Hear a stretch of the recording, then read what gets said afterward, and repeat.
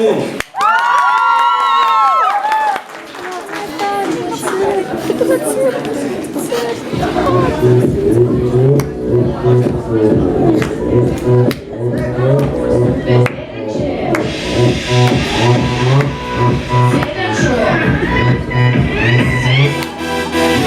În această zi frumoasă am venit să vă uimim. TVC e treabă bună, vrem cu toți la ea să fim.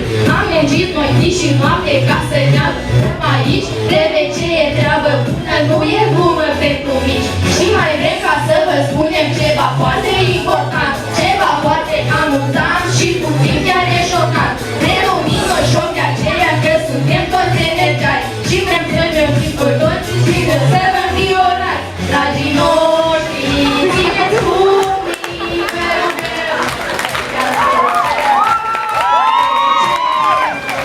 Ne toți să-i câștigăm, da, să-i câștigăm.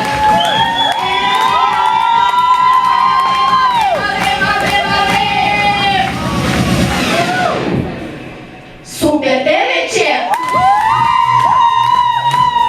TVC! Super TVC!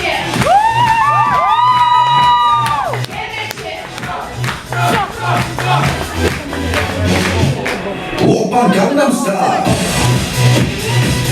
Sală!